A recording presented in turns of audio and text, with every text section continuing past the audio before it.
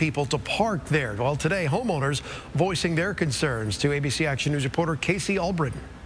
It's a little bit troublesome. Stephanie Gorham has lived on Sunset Beach for a year and says street parking is a big issue. We have a problem with people trying to block driveways. Not only do they block mailboxes, so then the mailman can't just drive up and put the mail in. Parking is a premium. It's tight.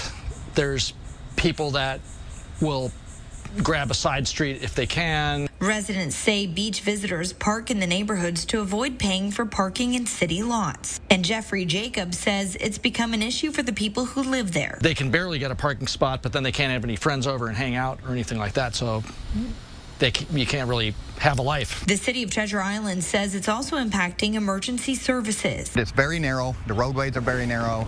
There's a lot of times our emergency vehicles can't get through the area. Our public works vehicles can't get through the area because of so many cars onto the road. We did have an ambulance one day for my neighbor.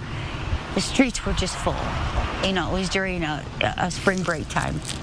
It was crazy. Starting on July 29th, the city of Treasure Island will be charging $5 an hour along residential streets on Sunset Beach using the Park mobile app. City lots currently charge $3.75 an hour. So the hope is that will help clear out the street, make them less congested. Jason Beisel with the city says street parking is still needed because the Army Corps of Engineers requires Treasure Island to have a certain amount of parking spots to qualify for funding for beach nourishment projects. To take away parking, that would absolutely set us back and cost us our beach nourishment. Residents tell me more city parking lots would also be beneficial because the roads here on Sunset Beach are so narrow. The city will also allow residents to purchase parking passes for $45 a year, and they can add their visitors to those passes. Gorham hopes the change will help neighborhood crowding. Maybe they'll have a little bit more respect for parking areas.